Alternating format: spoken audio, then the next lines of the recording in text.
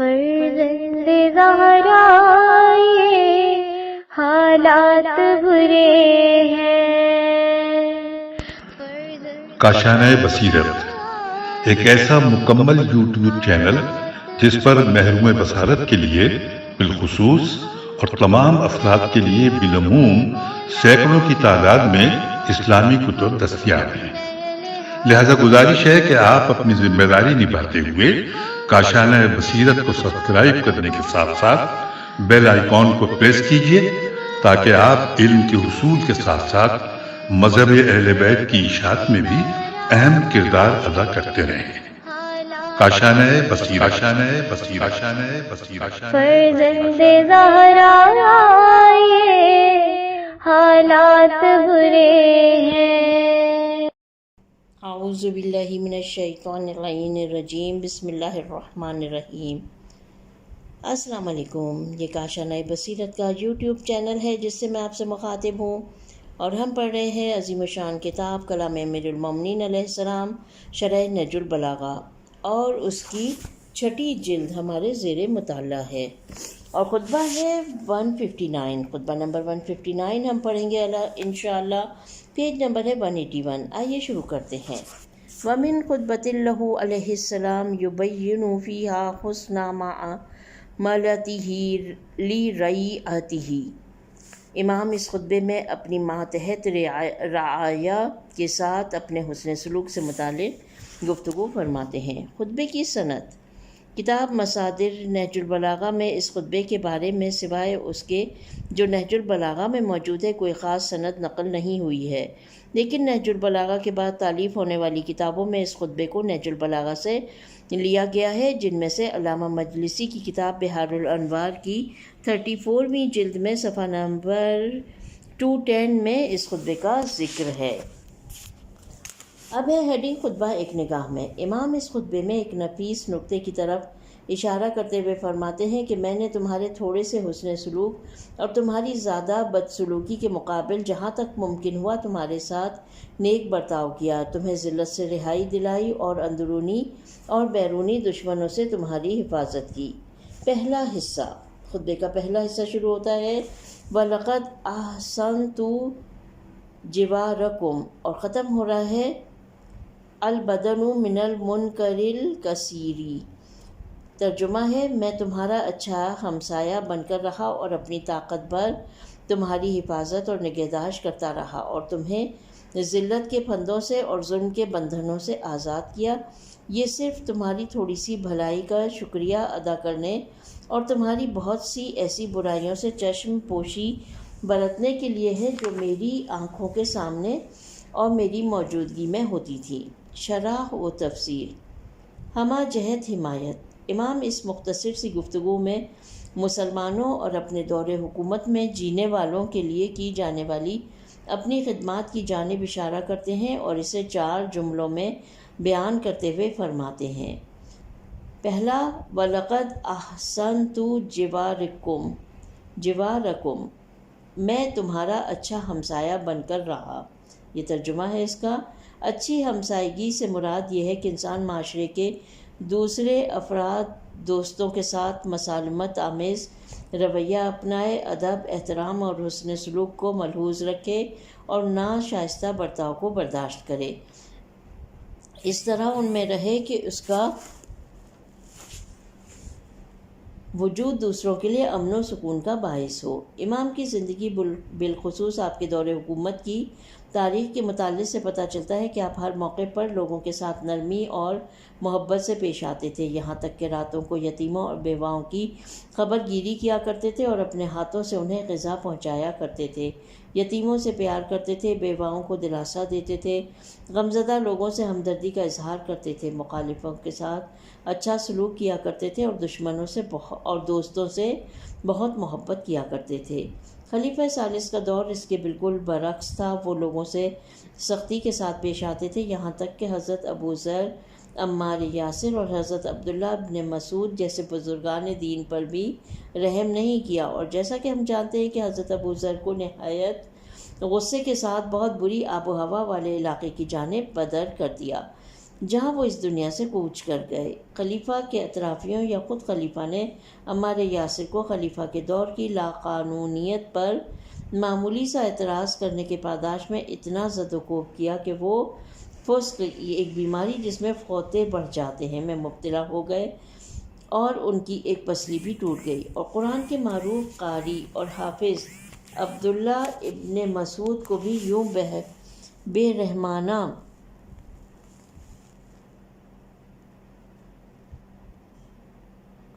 زمین پر پٹکا کہ ان کا بدن معذور ہو گیا، اور بقول بعض کے یہی چیز ان کی موت کا باعث بنی۔ اگر امام بیت المال میں سے اپنے بھائی عقیل کو دوسروں کے حصے کے مساوی حصہ دیتے تھے تو خلیفہ ثالث نے تو بیت المال کے اموال پر اس طرح سے پنجے گاڑ لیے تھے کہ لوگ عراق کو قریش اور بنی امیہ کا باغ کہا کرتے تھے۔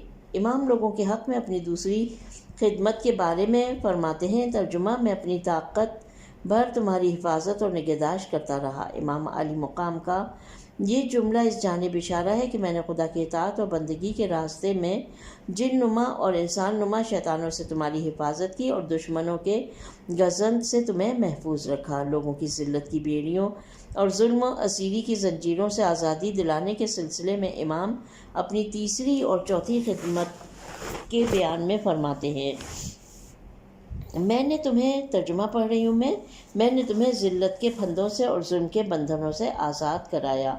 خلیفہ ثالث کے دور حکومت اور اسلامی حکومت پر بنی امیہ اور بنی مروان کے تسلط کے زمانے میں ظلم و ستم ہر سو پھیل گیا تھا۔ اس انا پرست گروہ کے سوا کوئی دوسرا معاشرے میں اہمیت اور اثر و رسوخ نہیں رکھتا تھا۔ امیر المومنین علیہ السلام نے لوگوں کو اس مفاد پرست خاندانی حکومت سے، جس کا نظم و نسق بنی مروان اور بنی امیہ جیسے فسادی لوگوں کے ہاتھ میں تھا، نجات بخشی۔ اس گفتگو کے اختتام پر امام ایک لطیف نکتے کی جانب اشارہ کرتے ہوئے فرماتے ہیں، جس کا ترجمہ یہ ہے کہ میری یہ اخلاص پر مبنی خدمات تمہاری تھوڑی سی بھلائی کا شکریہ ادا کرنے اور تمہاری بہت سی ایسی برائیوں سے چشم پوشی برتنے کے لیے ہے کہ جو میری آنکھوں کے سامنے اور میری موجودگی میں ہوتی تھیں۔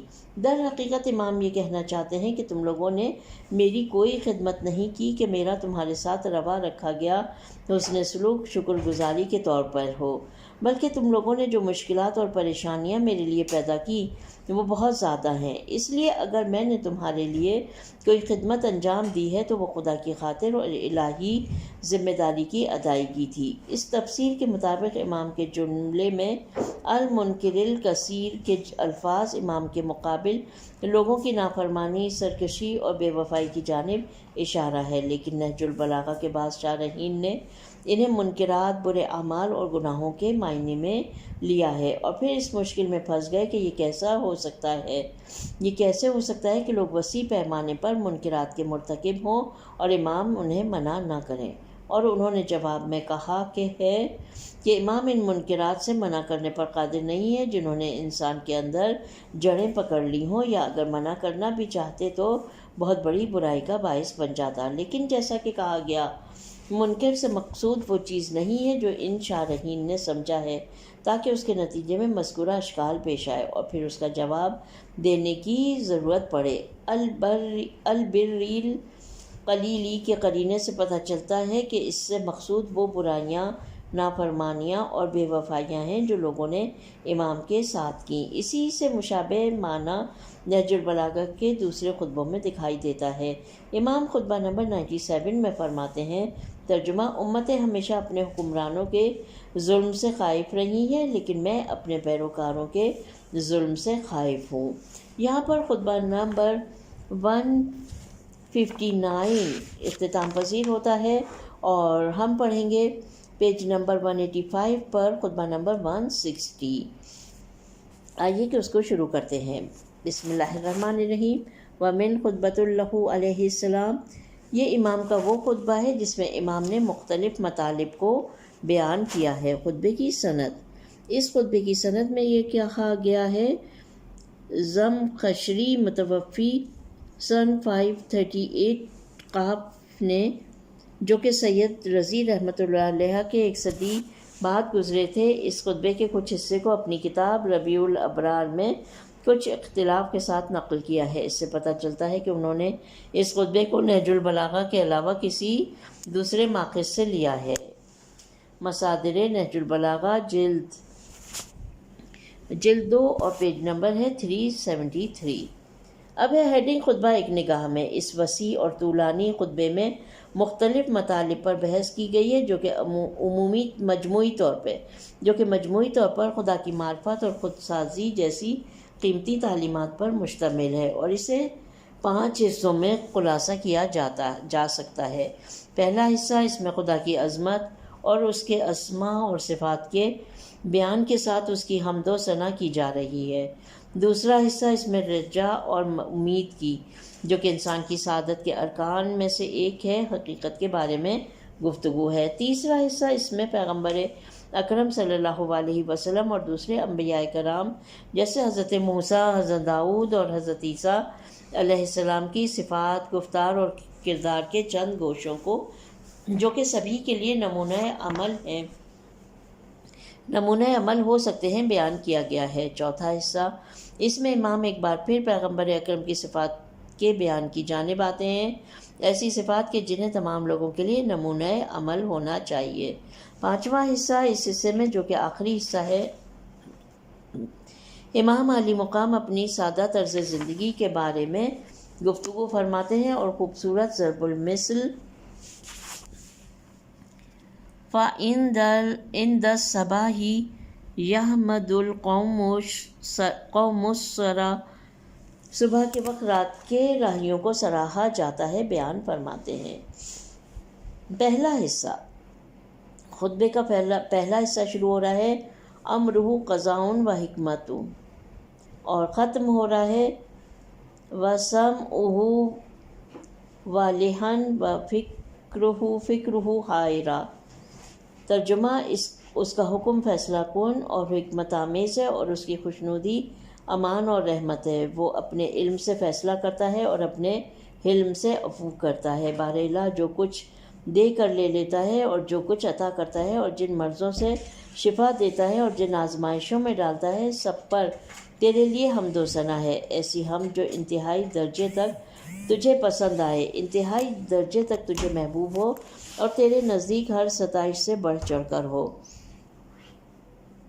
ایسی حمد جو کائنات کو بھر دے اور جو تو نے چاہا ہے اس کی حد تک پہنچ جائے۔ ایسی حمد کہ جس کے آگے تیری بارگاہ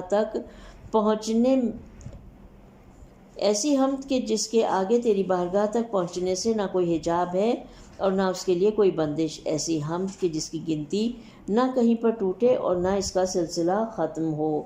ہم تیری عظمت و بزرگی کی حقیقت کو نہیں جانتے مگر اتنا کہ تو زندہ و کارساز عالم ہے، نہ تجھے غنودگی ہوتی ہے اور نہ نیند آتی ہے، نہ افکار کی تجھ تک رسائی ہے اور نہ نگاہیں تجھے دیکھ سکتی ہیں۔ تو نے نظروں کو پا لیا ہے اور عمروں کا احاطہ کر لیا ہے اور پیشانی کے بالوں کو پیروں سے ملا کر گرفت میں لے لیا ہے۔ یہ تیری مخلوق کیا ہے جو ہم دیکھتے ہیں اور اس میں تیری قدرت کی کارسازیوں پر تعجب کرتے ہیں اور تیری عظیم فرما روائی کی کارفرمائیوں پر اس کی توصیف کرتے ہیں، حالانکہ در حقیقت وہ مخلوقات جو ہماری نگاہوں سے اوجھل ہیں، ہماری آنکھوں سے اوجھل ہیں اور جن تک پہنچنے سے ہماری نظریں عاجز اور عقلیں بے بس ہیں اور جن کے درمیان غیب کے پردے حائل ہیں، اس سے کہیں زیادہ باعظمت ہے جو شخص وسوسوں سے اپنے دل کو خالی کر کے اور غور و فکر کی قوتوں سے کام لے کر یہ جاننا چاہے کہ تو نے کیسے عرش قائم کیا ہے اور کس طرح مخلوقات کو پیدا کیا ہے اور کیسے آسمانوں کو فضا میں لٹکایا ہے اور کس طرح پانی کے تھپیڑوں میں زمین کو بچھایا ہے، تو اس کی آنکھیں تھک کر، عقل مغلوب ہو کر اور کان حیران و سراسیمہ اور فکر غم کشتہ راہ ہو کر پلٹ آئے گی۔ شرح و تفصیل، اس کی عظمت کے سامنے فکر کی ناتوانی۔ یہ ہیڈنگ ہے۔ امام خطبے کے پہلے حصے میں سب سے پہلے 4 موضوعات یعنی خدا کا امر، اس کی خوشنودی، اس کے فیصلے اور اس کے عفو کی طرف نہایت اختصار کے ساتھ اشارہ کرتے ہیں۔ آپ فرماتے ہیں اس کا حکم فیصلہ کن اور حکمت آمیز ہے، یعنی اس کا حکم قطعی ہونے کے باوجود حکمت پر مبنی ہے۔ اس کا حکم آمروں اور طاقت کے نشے میں مست حاکموں کے حکم جیسا نہیں ہے، جو حکم تو قطعی صادر کرتے ہیں لیکن وہ حکمت سے عاری ہوتا ہے۔ لفظ امر اس جملے میں وسیع معنی رکھتا ہے، امر تکوینی بھی اس میں شامل ہے۔ جیسے ترجمہ، اس کی شان تو یہ ہے کہ جب کسی چیز کو پیدا کرنا چاہتا ہے تو وہ کہہ دیتا ہے ہو جا تو فوراً ہو جاتی ہے۔ اسی طرح امر تشریعی بھی شامل ہے، جیسے ترجمہ ہے، اس میں شک نہیں کہ خدا انصاف اور لوگوں کے ساتھ نیکی کرنے اور قرابت داروں کو کچھ دینے کا حکم کرتا ہے۔ بہرحال اس کے تمام اوامر میں حکمت پوشیدہ ہے اور ان میں بے شمار فوائد ہیں جو بندوں کو نصیب ہوتے ہیں۔ اس کے بعد امام مزید فرماتے ہیں وَرَضَاهُ أَمَانٌ وَرَحْمَةٌ، اور اس کی خوشنودی امان اور رحمت ہے۔ ممکن ہے کہ کچھ لوگ کسی فرد سے راضی ہوں اور اسے امان بھی دیں، لیکن اس امان میں وحشت بھی ہو، جبکہ الہی امان ایسی نہیں ہے، اس میں رحمت بھی ہے۔ تیسرے جملے میں امام برحق خدائی عدل سے متعلق گفتگو کرتے ہوئے فرماتے ہیں یقضی بعلم، وہ اپنے علم سے فیصلہ کرتا ہے، نہ کہ دوسرے بہت سے انسانوں کی طرح جو نادانی اور جہل پر مبنی فیصلے کرتے ہیں۔ آپ چوتھے جملے میں فرماتے ہیں وَيَعْفُو بِحِلْم، اور وہ اپنے حلم اور بردباری سے عفو کرتا ہے۔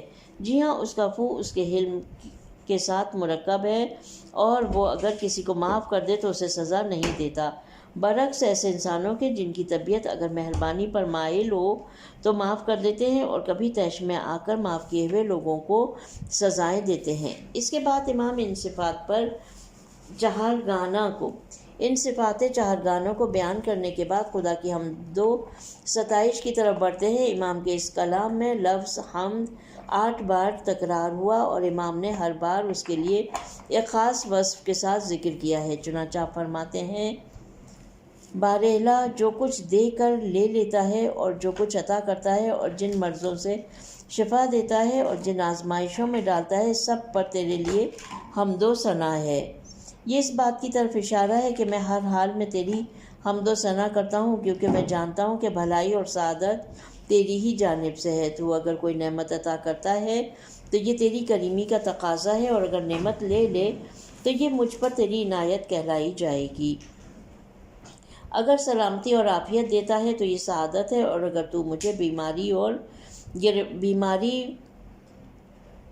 اور گرفتاری میں مبتلا کرتا ہے تو اس میں بھی ضرور کوئی مصلحت ہوگی۔ تو کوئی کام بغیر حکمت کے انجام نہیں دیتا، اور جو کچھ تیری جانب سے وہ رحمت ہے۔ اور پھر امام اس حمد کے سلسلے میں 6 اوصاف بیان کرتے ہیں، جو کہ پچھلی عبارت میں بیان شدہ وصف کے ساتھ مل کر 7 اوصاف ہوتے ہیں، جو کہ اس سے ہر جہت سے ایک جامع حمد بناتے ہیں۔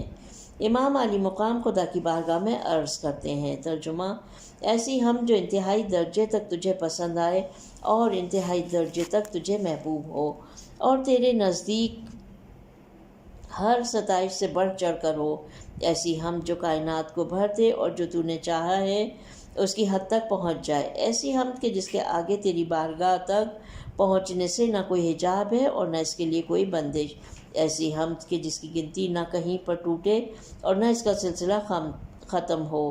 یہ حمد دوسری ساری حمدوں میں سب سے جامع حمد ہے۔ اس کے لیے نہ کوئی محدود وقت ہے، نہ کوئی معین تعداد، نہ کوئی مخصوص جگہ، نہ کوئی بندش اور حجاب ہے۔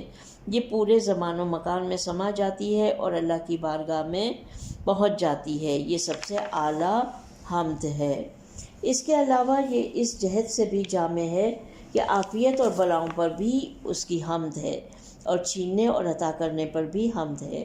خلاصہ یہ کہ یہ حمد ہے تمام چیزوں پر، ہر زمان اور ہر جگہ پر، ہر حال میں اور ہر شکل و صورت میں۔ اس کے بعد امام سلسلہ کلام کو جاری رکھتے ہوئے خدا کی صفات جمالیہ اور صفات جلالیہ فصیح و بلیغ پیرائے میں بیان کرتے ہیں۔ سب سے پہلے امام خدا کی عظمت کے ادراک سے عاجزی کا اظہار کرتے ہوئے فرماتے ہیں ہم تیری عظمت اور بزرگی کی حقیقت کو نہیں جانتے ہیں، اس لیے کہ خداوند تعالیٰ ہر لحاظ سے ایک لامحدود اور بے پایاں وجود ہے، اور انسان جو کہ ہر لحاظ سے ایک محدود وجود ہے، اس لامحدود کے ادراک سے عاجز و ناتواں ہے۔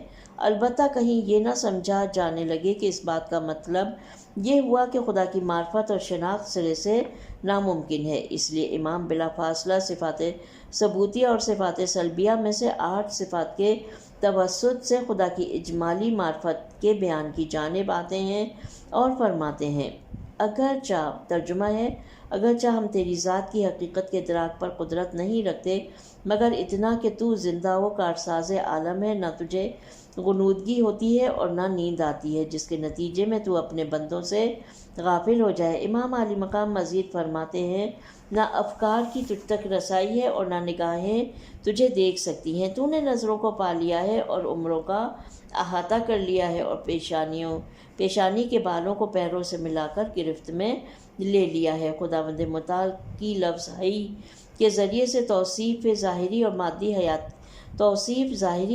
حیات کے معنی میں نہیں ہے، جس کے آثار میں سے رشد و نمو کرنا، تولید نسل اور حص و حرکت ہیں، بلکہ اس سے مراد حقیقی حیات ہے جو کہ پوری کائنات اور ہستی پر بے پایاں علم اور قدرت کے معنی میں ہے۔ قیوم ذات ہے، وہ خود سے قائم ہے اور تمام چیزیں اس کے وسیلے سے قائم ہیں، اس لیے کہ وہ واجب الوجود ہے اور واجب الوجود کسی چیز کا محتاج نہیں ہوتا اور سب اس کے محتاج ہیں۔ لا تأخذک سنۃ ولا نوم کا جملہ اس جانب اشارہ ہے کہ بندوں سے متعلق اس کا علم، لطف اور اس کی عنایات دائمی ہے۔ ایسا نہیں ہے کہ وہ کبھی بیدار ہو اور آگاہ ہو جائے اور اپنے بندوں پر عنایت کرے، اور کبھی محو خواب ہو اور بندوں سے غافل ہو جائے۔ لم ینتہی الیک نظر کا جملہ اس جانب اشارہ ہے کہ نہ تو انسان کا علم خدا کی ذات پاک کا احاطہ کر سکتا ہے، کیونکہ اس کی ذات لامحدود ہے، اور نہ ظاہری آنکھیں اسے دیکھ سکتی ہیں، کیونکہ وہ نہ جسم ہے، نہ اس کی جہت کا تصور کیا جا سکتا ہے اور نہ اس کا کوئی رنگ ہے، لیکن وہ آنکھوں کی حرکت کو دیکھتا ہے اور چھوٹے سے چھوٹے عمل کا بھی حساب رکھتا ہے۔ آخذ بالنواصی والاقدام سے مقصود اس بات کے پیش نظر ہے کہ لواسی ناصیتہ کی جمع ہے جو کہ سر کے سامنے کے بالوں کے معنی ہے، اور اقدام قدم کی جمع ہے جو کہ پیر کے معنی میں ہے۔ خدا کا ہر فرد اور ہر چیز پر غلبہ اور قدرت ہے، اس لیے کہ جب انسان یا حیوان کے سر کے اگلے بالوں کو پکڑا جائے یا کسی کے پیروں کو باندھ دیا جائے تو وہ مکمل طور پر بے بس ہو جاتا ہے اور وہ کچھ کرنے پر قادر نہیں ہوتا ہے۔ اس کے بعد امام عالی مقام ان صفات جمالیہ اور جلالیہ کے اس بات اور خدا کے تعارف کی خاطر جہان خلقت کی جانب رخ کرتے ہیں۔ یہ جہان جسے ہم مشاہدہ کرتے ہیں اور محسوس کرتے ہیں، اپنی تمام عظمت کے باوجود ان امور کے مقابل جو ہم مشاہدہ نہیں کر پاتے اور جن کا ہم نے ادراک نہیں کیا، دریا کے مقابل ایک قطرے کی حیثیت رکھتا ہے۔ چنانچہ آپ فرماتے ہیں، ترجمہ، یہ تیری مخلوق کیا ہے جو ہم دیکھتے ہیں اور اس میں تیری قدرت کی کارسازیوں پر تعجب کرتے ہیں اور تیری عظیم فرما روائی کی کار فرمائیوں پر اس کی توصیف کرتے ہیں، حالانکہ در حقیقت وہ مخلوقات جو ہماری آنکھوں سے اوجھل ہیں اور جن تک پہنچنے سے ہماری آنکھیں عاجز اور عقلیں بے بس ہیں، ہمارے اور جن کے درمیان غیب کے پردے حائل ہیں، اس سے کہیں زیادہ باعظمت ہے۔ جی ہاں، جو کچھ آج ہم دیکھتے ہیں، باوجود اس کے کہ عالم خلقت کے میدان میں علوم میں غیر معمولی پیش رفت ہوئی ہے، اور وہ ان چیزوں کے مقابلے میں جنہیں ہم نہیں دیکھتے اور جن کا ہمیں ادراک نہیں، بہت چھوٹی ہیں۔ آج کے دانشور ایسی دنیاؤں کے بارے میں آگاہی دیتے ہیں جن کے مقابلے میں ہماری زمین کسی کتب خانے میں موجود کسی کتاب کے گوشے میں موجود ایک نقطے کی مانند ہے۔ دانشوروں کی تحقیق کے مطابق ایسے عظیم ثقب اسود سیاہ سوراخ بلیک ہولز پائے جاتے ہیں جو زمین سے 3 ارب گنا بڑے ہیں۔ یہ سیاہ سوراخ غیر معمولی قسم کے اجرام فلکی ہیں جو کہ ہر چیز کو اپنی جانب کھینچ لیتے ہیں، یہاں تک کہ اس نور کو بھی جو دوسرے اجرام فلکی سے ٹکرا کر پلٹ رہا ہوتا ہے، اور اسی وجہ سے یہ آسمان کی وسعتوں میں سیاہ سوراخوں کی شکل میں ظاہر ہوتے ہیں۔ ہمارے اسی کرۂ زمین پر، جو کہ ایک بہت چھوٹا سیارہ ہے، سمندروں کی گہرائیوں اور جنگلوں میں لاکھوں انواع کے پودے اور حیوانات پائے جاتے ہیں جنہیں دانشمندوں کی تیز نظریں ابھی تک نہیں دیکھ پائی ہیں۔ جی ہاں، عالم ملکوت اس قدر وسیع ہے کہ عقلیں ان کے ادراک سے بے بس ہے۔ اس سلسلے میں فکریں حیران ہیں، اور اس حقیقت پر توجہ ہمیں ان کے خالق کی عظمت سے آشنا کر دیتی ہے، اور یہی توحید اور خدا کی معرفت کا عظیم ترین درس ہے۔ حضرت امام سجاد علیہ السلام کی حدیث میں ہم پڑھتے ہیں کہ آپ نے فرمایا، ترجمہ: اگر تمام اہل زمین اور آسمان مل کر بھی خدا کی توصیف بیان کرنا چاہیں تو وہ ایسا کرنے پر قدرت نہیں رکھتے۔ پھر امام اس بات کی تکمیل کے سلسلے میں مزید فرماتے ہیں، ترجمہ: جو شخص وسوسوں سے اپنے دل کو خالی کر کے اور غور و فکر کی قوتوں سے کام لے کر یہ جاننا چاہے کہ تو نے کیسے عرش قائم کیا ہے، اور کس طرح مخلوقات کو پیدا کیا ہے، اور کیسے آسمانوں کو فضا میں لٹکایا ہے، اور کس طرح پانی کے تپیڑوں پر زمین کو بچھایا ہے، تو اس کی آنکھیں تھک کر، عقل مغلوب ہو کر، کان حیران و سراسیمہ اور فکر گمگشتہ راہ ہو کر پلٹ آئے گی۔ امام ان خوبصورت اور جامع تعبیرات میں خلقت کی عظمت سے متعلق 4 موضوعات کی طرف اشارہ فرماتے ہیں۔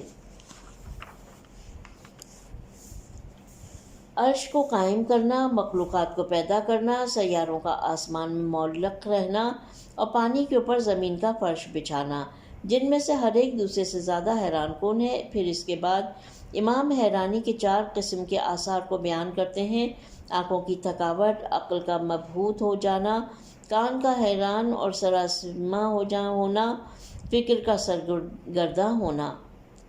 عرش کی تفسیر سے متعلق قیل و قال بہت ہے، مگر آیت الکرسی سے جو سمجھ میں آتا ہے وہ یہ ہے کہ عرش ہماری اس زمین اور آسمان کے اوپر موجود ایک عالم ہے۔ اس کے لیے اللہ فرماتا ہے، وسیع کرسیہ السماوات والارض، اس کی کرسی سب آسمانوں اور زمینوں کو گھیرے ہوئے ہے۔ البتہ توجہ رہے کہ پہلے زمانے کے بادشاہوں کے پاس 2 قسم کے تختے ہوتے تھے، ایک چھوٹا تختہ کہ جسے کرسی کہا جاتا تھا جسے عام دنوں میں استعمال کیا کرتے تھے، اور دوسرے وہ تخت جو بڑا اور بلند پایہ ہوتا تھا جسے وہ عرش کا نام دیتے تھے، اور عید کے دنوں میں اور سرکاری دنوں میں اس پر جلوہ افروز ہوتے تھے۔ پھر یہ دونوں الفاظ عظمت اور بزرگی کے مختلف درجات کی نشاندہی کے لیے کنائے کے طور پر استعمال کیے جانے لگے۔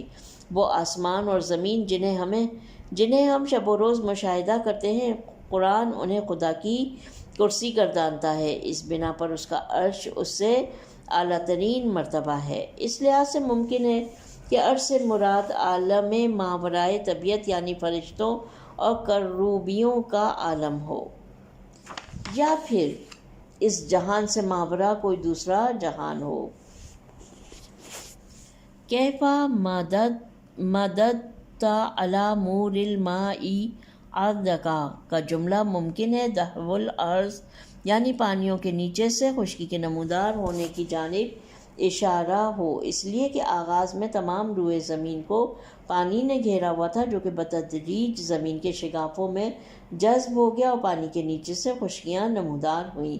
ہاں، انسان جتنا اس عالم خلقت اور اس کے عجائبات کے نظام کے بارے میں غور و فکر کرتا ہے، پہلے سے زیادہ حیران ہو جاتا ہے، ایسی حیرانی جس میں اس عظیم اور حیرت انگیز نظام کے خالق سے عشق بھی شامل ہے، اور ساتھ میں اس کی معرفت اور اس کی والہانہ محبت بھی۔ یہاں پر خطبہ نمبر 160 کا پہلا حصہ ختم ہو جاتا ہے، اور آئیے شروع کرتے ہیں دوسرا حصہ۔ منہا یدعی بزعمہ انہ یرجو الراحہ، یہ اس طرح سے شروع ہو رہا ہے اور ختم ہوتا ہے من قلبہ آثارہ علی اللہ تعالی فانقطع الیہ وصار عبدا لہا۔ ترجمہ: اسی خطبے کا ایک حصہ۔ وہ اپنے خیال میں اس کا دعویدار بنتا ہے کہ اس کے دامن امید اللہ سے کہ اس کا دامن امید اللہ سے وابستہ ہے۔ خدائے بزرگ و برتر کی قسم وہ جھوٹا ہے۔ اگر ایسا ہی ہے تو پھر کیوں اس کے اعمال میں اس امید کی جھلک نمایاں نہیں ہوتی؟ جبکہ ہر امیدوار کے کاموں میں امید کی پہچان ہو جایا کرتی ہے۔ ساری امیدوں میں سوائے اس امید کے جو اللہ سے لگائی جائے کھوٹ پایا جاتا ہے، اور اللہ کے خوف کے سوا ہر خوف ناقص ہے۔ وہ اللہ سے بڑی چیزوں کا اور بندوں سے چھوٹی چیزوں کا امیدوار رہتا ہے، پھر بھی جو عاجزی کا رویہ بندوں کے ساتھ روا رکھتا ہے وہ رویہ اللہ کے ساتھ نہیں برتتا۔ تو آخر کیا بات ہے کہ اللہ کے حق میں اتنا بھی نہیں کیا جاتا جتنا بندوں کے لیے کیا جاتا ہے؟ کیا تمہیں کبھی اس کا اندیشہ ہوا ہے کہ کہیں تم ان امیدوں کے دعوے میں جھوٹے تو نہیں، یا یہ کہ تم اسے امید کے لائق ہی نہیں سمجھتے؟ اسی طرح انسان اگر اس کے بندوں میں سے کسی بندے سے ڈرتا ہے تو جو خوف کی صورت اس کے لیے اختیار کرتا ہے اللہ کے لیے ویسی صورت اختیار نہیں کرتا۔ انسانوں کا خوف تو اس نے نقد کی صورت میں رکھا ہے، اور اللہ کا ڈر صرف ٹال مٹول اور غلط سلط وعدے کی حد تک۔ جس کی نظروں میں دنیا عظمت پا لیتی ہے اور اس کے دل میں اس کی عظمت و وقت بڑھ جاتی ہے تو وہ اسے اللہ پر ترجیح دیتا ہے اور اس کی طرف مڑتا ہے اور اسی کا بندہ ہو کر رہ جاتا ہے۔ شرح و تفسیر یہاں پر ہیڈنگ ہے دنیا پرست انسان۔ امام خطبے کے اس حصے میں خداوند عالم کی عظمت، اس کی حمد و ثنا اور جہان ہستی میں موجود اس کی پاک ذات کی نشانیاں بیان کرنے کے بعد غافلوں کو واعظ و نصیحت کرتے ہیں اور ایک اہم ترین مسئلے یعنی خوف و امید کی جانب رخ کرتے ہیں اور ان کی حقیقت کو واضح کرتے ہیں اور ان کی علامتوں کو بیان فرماتے ہیں اور خوف و امید کے جھوٹے دعوے داروں کو رسوا کرتے ہیں۔ سو آپ فرماتے ہیں، ترجمہ: وہ اپنے خیال میں اس کا دعوے دار بنتا ہے کہ اس کا دامن امید اللہ سے وابستہ ہے، خدائے برتر کی قسم وہ جھوٹا ہے۔ اس کے بعد امام مذکورہ بیان کی دلیل پیش کرتے ہوئے فرماتے ہیں، ترجمہ: اگر ایسا ہی ہے تو پھر کیوں اس کے اعمال میں اس امید کی جھلک نمایاں نہیں ہوتی، جبکہ ہر امیدوار کے کاموں میں امید کی پہچان ہو جایا کرتی ہے۔ یہ بہت واضح دلیل ہے۔ وہ کسان اور وہ باغبان جو اپنی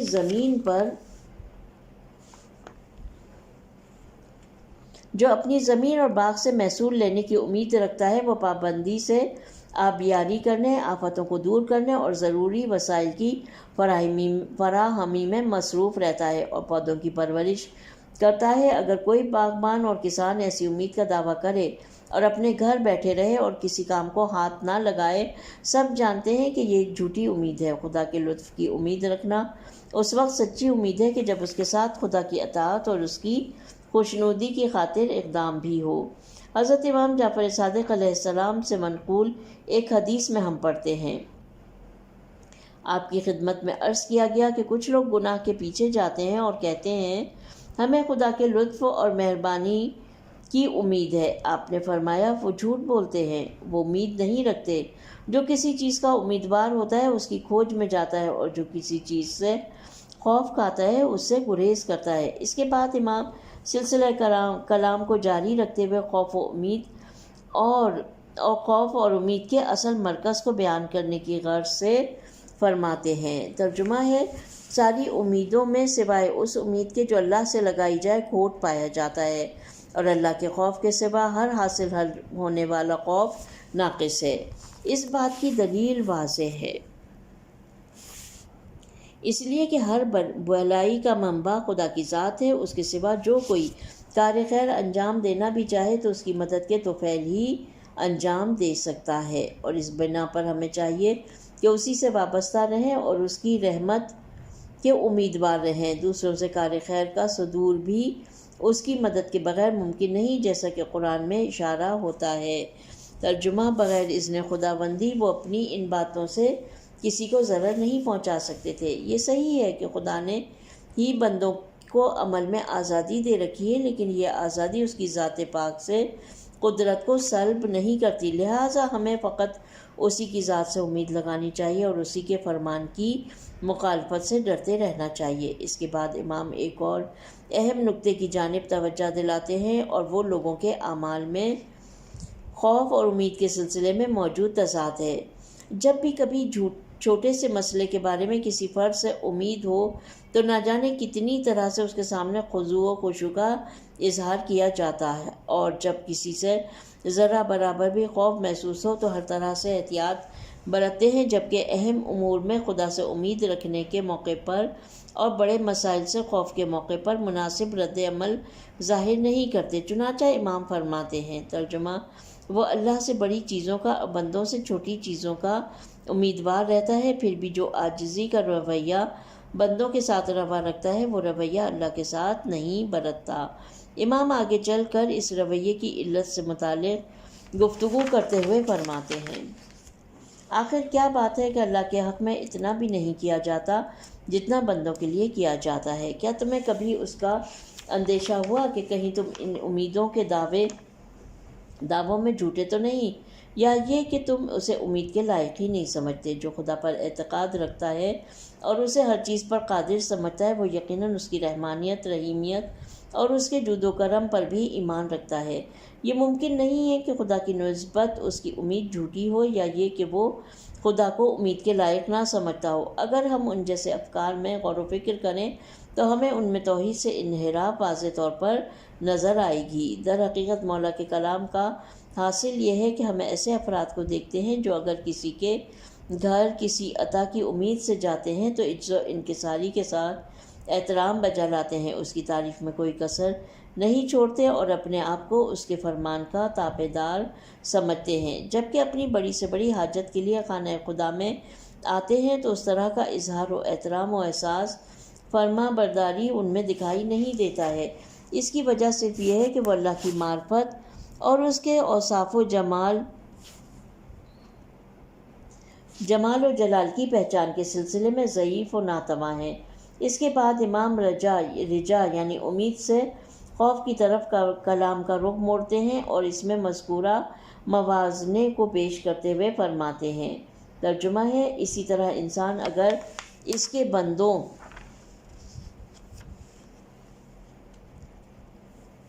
بندوں میں سے کسی بندے سے ڈرتا ہے تو جو خوف کی صورت اس کے لیے اختیار کرتا ہے اللہ کے لیے ویسی صورت اختیار نہیں کرتا۔ انسانوں کا خوف تو اس نے نقد کی صورت میں رکھا ہے، اور اللہ کا ڈر صرف ٹال مٹول اور غلط سلط وعدے کی حد تک۔ مسلمہ طور پر اس طرح کی دو رخی کی وجہ ایمان کی کمزوری ہے، کیونکہ ضعیف بندوں کے پاس قدرت نہایت کم ہے، جس کی وجہ سے وہ خدا کے ساتھ موازنے کے قابل نہیں ہے۔ اگر فرض کیا جائے کہ بندوں کی ساری طاقت ایک چنگاری کے برابر ہے تو خدا کی عظیم قدرت آگ کے بھڑکتے ہوئے سمندر سے بھی کہیں زیادہ ہے۔ کیسے ممکن ہے کہ ایک انسان جو کہ خوف کے منبع سے آشنا ہو لیکن ایک چنگاری سے ڈر جائے اور آگ کے سمندر سے خوف نہ کھائے؟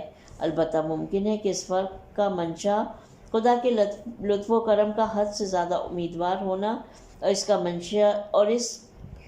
منشا اور سبب غفلت ہو، اس لیے کہ وہ عفو اور رحمت کے مقام میں ارحم الراحمین ہے اور عذاب اور سزا کے مقام میں سخت سزا دینے والا ہے۔ چونکہ خدا اور دوسری مخلوق کے ساتھ دو رخی کا منشا معرفت کی کمی اور فکر کی محدودیت ہے، اس لیے امام عالی مقام اس حصے کے آخر میں اس قسم کے افراد کی دنیا اور آخرت کے ساتھ دو رخی برتاؤ کے متعلق فرماتے ہیں، ترجمہ: جس کی نظروں میں دنیا عظمت پا لیتی ہے اور اس کے دل میں اس کی عظمت و وقت بڑھ جاتی ہے تو وہ اسے اللہ پر ترجیح دیتا ہے اور اس کی طرف مڑتا ہے اور اسی کا بندہ ہو کر رہ جاتا ہے۔ جی ہاں، یہ بے معرفت اور ہوا پرست لوگ اس فانی دنیا کی حقیر متاع کو آمادہ اور آخرت کی عظیم اور ابدی نعمتوں کو ادھار گمان کرتے ہیں، اور اسی گمان کے باعث یہ لوگ دنیا کو آخرت پر فوقیت دیتے ہیں اور مخلوق کی خوشنودی کو خدا کی خوشنودی پر ترجیح دیتے ہیں، با ایمان پرہیزگاروں کے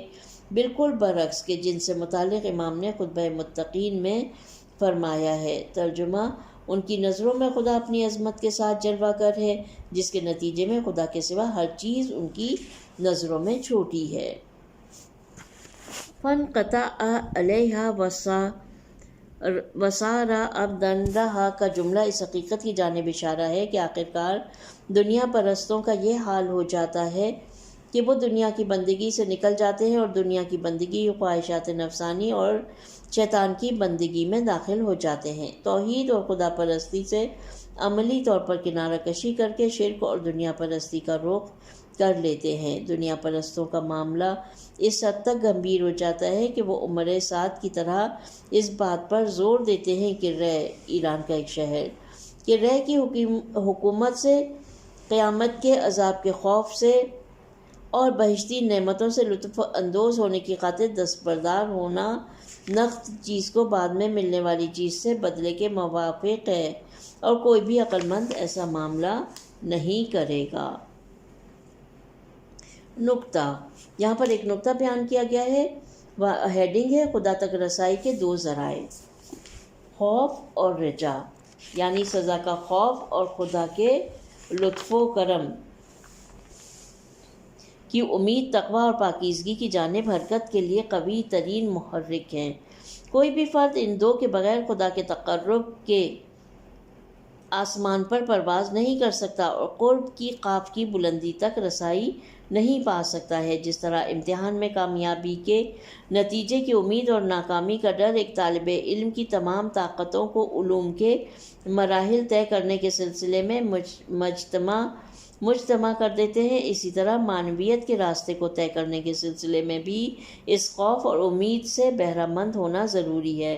پیغمبر اکرم کی ایک حدیث میں ہم پڑھتے ہیں، ترجمہ: خدا کے نزدیک مقام و منزلت کے اعتبار سے اعلیٰ ترین فرد وہ ہے جو سب سے زیادہ خدا سے خوفزدہ ہو۔ حضرت امام جعفر صادق علیہ السلام فرماتے ہیں، اللہم صلی علی محمد و علی محمد۔ آپ کی حدیث یہ ہے جس کا ترجمہ مومن نہیں ہو سکتا یہاں تک کہ خوف اور امید نہ رکھتا ہو، اور وہ خوف اور امید نہیں رکھ سکتا مگر یہ کہ جس چیز سے خوف کھاتا ہے اور جس چیز کا امیدوار ہے اس کے مطابق عمل کرے۔ لیکن ان دونوں چیزوں سے بہرہ مند ہونا اس صورت میں ممکن ہے کہ خوف اور امید جھوٹے نہ ہو، اور ان کے جھوٹے نہ ہونے کی علامت عمل کا خوف اور امید کے ساتھ موافق ہونا ہے۔ لیکن افسوس کہ اکثر افراد دنیاوی امور کی نسبت خوف و رجا کے معاملے میں تو سچے ہیں، جبکہ آخرت کی نسبت خوف اور رجا کے معاملے میں جھوٹے ہیں۔ آج کل سانس کی ایک خطرناک بیماری سارس پیدا ہوئی۔ اس بیماری میں مبتلا اس بیماری میں مبتلا 100 میں سے 6 افراد اپنی جان سے ہاتھ دھو بیٹھتے ہیں، جس سے بچاؤ کے لیے اتنے بڑے پیمانے پر احتیاطی اقدامات کیے جا رہے ہیں کہ ان سے مزید اور ممکن نہیں۔ اس بیماری سے آلودہ علاقوں میں زہری دوا کا چھڑکاؤ کیا جاتا ہے، سب لوگ منہ پر نقاب پہنے رہتے ہیں، مشکوک فرد کا معائنہ کیا جاتا ہے، لوگوں کے اجتماع کی جگہوں کو خالی کرایا جاتا ہے، ہوائی اڈوں پر مسافروں کی باریک بینی کے ساتھ جانچ کی جاتی ہے۔ یہ وہ سچا خوف ہے۔ کیا مومنین قیامت کے دن کے حساب و کتاب کے معاملے میں، جو کہ اس سے بھی سنگین معاملہ ہے، اس طرح کا رد عمل ظاہر کرتے ہیں؟ امام علی مقام اس خطبے میں اظہار تعجب فرماتے ہیں کہ بعض لوگ کس طرح سے دوسرے انسانوں سے خوف کے موقع پر تیز اور قوی رد عمل کرتے ہیں، لیکن خوف خدا کے وقت ایسا کچھ نہیں کرتے ہیں۔ امید کے معاملے میں بھی ایسا ہی ہے۔ اولیاء خدا خوف خدا سے محراب عبادت میں بیت کی لکڑی کی مانند لرزتے تھے اور کبھی چیخ مار کر بے ہوش ہو جایا کرتے تھے۔ اس سلسلے میں بہت ساری باتیں ہیں، یہاں ہمارا مقصد بحث کی تکمیل کی خاطر مختصر اشارہ کرنا تھا۔ حضرت امام جعفر صادق علیہ السلام، اللہم صلی علی محمد و علی محمد کی ایک حدیث کے ساتھ ہم اس گفتگو کا اختتام کرتے ہیں، جس کا ترجمہ یہ ہے کہ میرے والد فرمایا کرتے تھے، ہر مومن بندے کے دل میں 2 نور ہوتے ہیں، خوف کا نور اور امید کا نور۔ ان میں سے جس نور کا بھی وزن کیا جائے وہ وزن میں دوسرے سے زیادہ نہیں ہوگا۔ یہاں پر اس خطبے کا دوسرا حصہ ختم ہو جاتا ہے اور تیسرا حصہ شروع ہوتا ہے پیج نمبر 202 پر۔ آئیے کہ شروع کرتے ہیں، جو کہ اس طرح سے ہے، وَلَقَدْ كَانَ فِي رَسُولِ اللَّهِ قُوَّةٌ كَافٍ لَكَ فِي الْأَسْوَدِ، اور ختم ہوتا ہے رَزَائِهَا وَزُوِّيَ عَنْ زَخَارِفِهَا۔ ترجمہ ہے، تمہارے لیے رسول اللہ کا قول اور عمل پیروی کے لیے کافی ہے، اور ان کی ذات دنیا کے عیب و نقص اور ان کی رسوائیوں و برائیوں کی کثرت دکھانے کے لیے رہنما ہے، اس لیے کہ اس دنیا کے دامنوں کو آپ سے سمیٹ لیا گیا ہے اور دوسروں کے لیے اس کی وسعتیں مہیا کر دی گئیں، اور اس دنیا کی چاتیوں سے آپ کا دودھ چھڑایا گیا اور اس کی آرائشوں سے آپ کا رخ موڑ دیا گیا ہے۔ شرح و تفسیر رسول خدا صلی اللہ علیہ وسلم کی اقتداء، اللہم صلی اللہ محمد وعلی محمد۔